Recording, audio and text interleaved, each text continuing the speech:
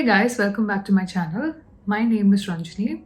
So today I'm going to be talking about what are the different types of phobias people go through and how to overcome them in a very rational and practical way. I know it's very difficult and extremely difficult, and undergoing a phobia and living through a phobia is something very irritating. And for people with certain types of phobias, life becomes kind of like a nightmare for them, and that particular fear or phobia always restricts them from achieving to their fullest potential. So that's why I'm here today to help you realize what your phobia is and how to overcome it.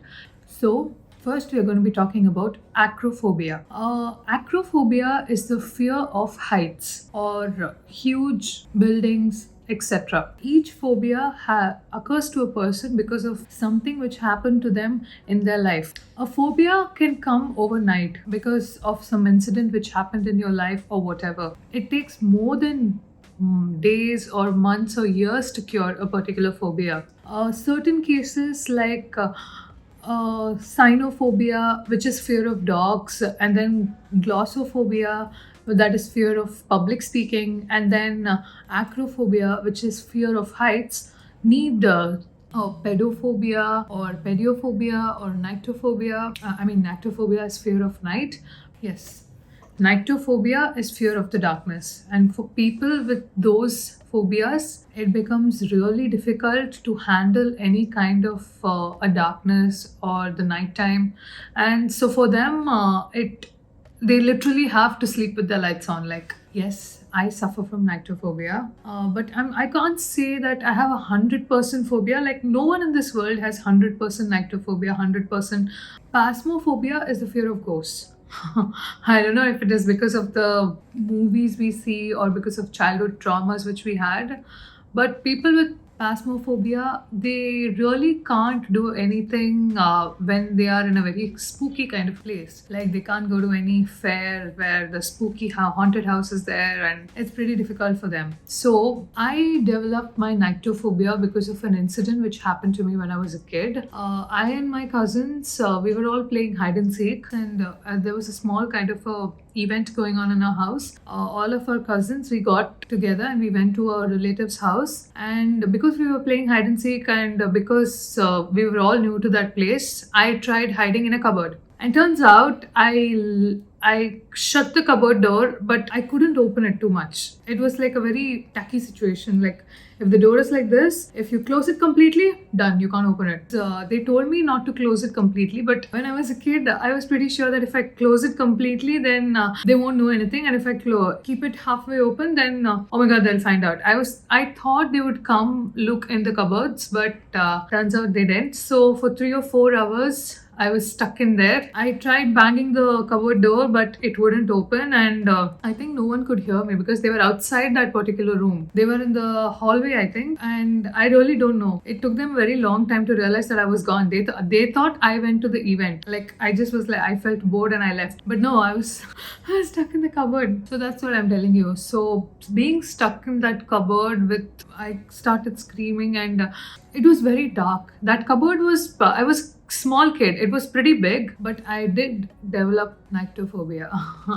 Like, fear of dark places or darkness or the night. So if you ask me now, like, how do you overcome your darkness, or how do you overcome this phobia or fear? To be honest, I sleep with my lights on.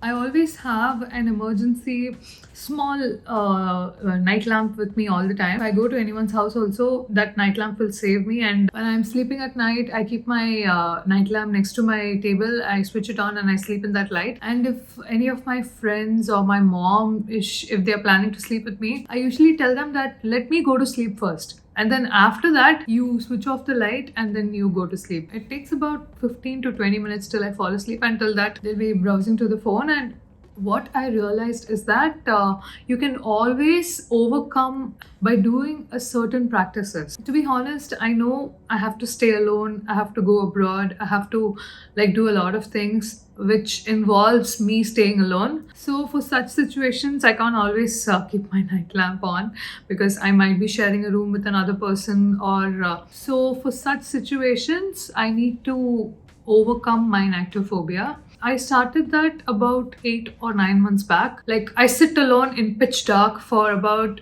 5 minutes. I'm introducing myself to sitting alone in the dark. Like, if I feel too scared, I tell. For the first time I did it, the first 3 times I did it, I was so petrified. I couldn't last even 30 seconds or even 20 seconds. I was like, no, no, I'm not doing it. Maybe not just me. I think just because I have nyctophobia, I'm pretty sure someone else also has something else.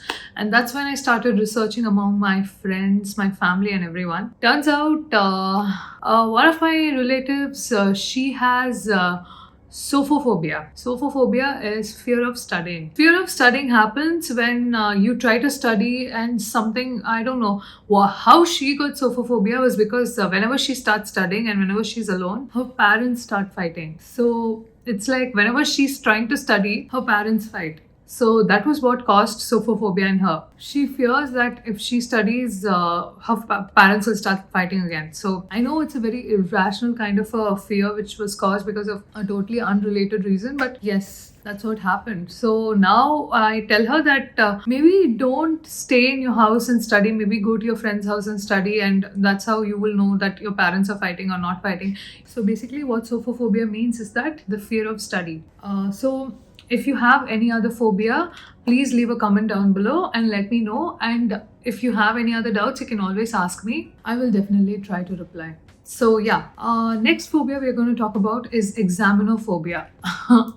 A few of my friends do. I think they have like about 20% or 30% of examinophobias, and I think we all get examinophobia because if we didn't study properly for the exam. So examinophobia is fear of exams, like getting an examination done on you. All those causes a fear of exams. So according to me, the best way to cure fear of exams, basically preparing well in advance for your examination. And if you think you didn't, just try to wing it. So yes, if you have a fear of exams, you can always look at my previous video I have uploaded, or how to manage your time just one day or even 3 hours or even 1 hour before your exam. I have left the video link in the description box down below. Next phobia we're going to be looking at is agoraphobia. Agoraphobia is a type of phobia in which you have fear of certain difficult situations. Like certain people have agoraphobia for crowded places. Staying in a crowded place makes them have a panic attack or anxiety. So the best way to cure it is by introducing yourself to the situation which you are familiar with, like maybe attending a family event, parties, like, or maybe going to a library, or maybe going to any place which makes you feel more comfortable. So that's how you can do it. The next phobia we're going to be talking about is glossophobia, fear of public speaking. It happens to most people.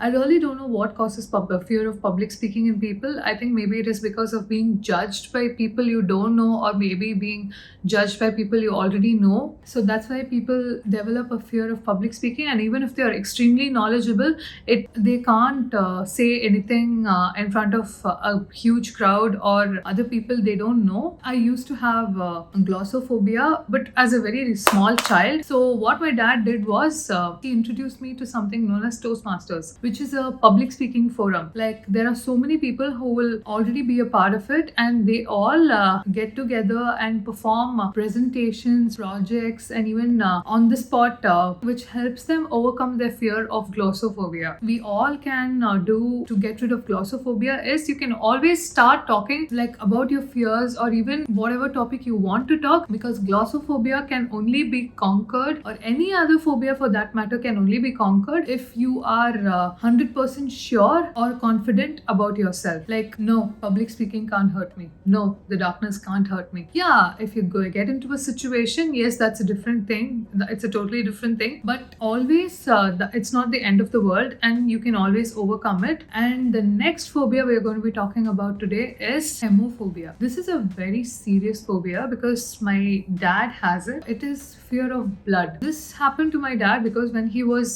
in his college, he saw an accident right in front of his eyes. which caused him this hemophobia. Because I don't want to get into some gruesome details, because I want to save you that trouble. He wanted to become some kind of a physician when he was a kid, but because of this hemophobia, he completely was like, no, I can't do it. Because of certain phobias, like I told you, you end up doing things which you don't even like. You end up doing certain things which you don't even like. He wanted to become a physician, but he couldn't become a physician. So if you have any other kind of phobias which you want, and you can always ask me any kind of questions you like in the YouTube comments down below. Stay tuned for more such phobias and how to cure them.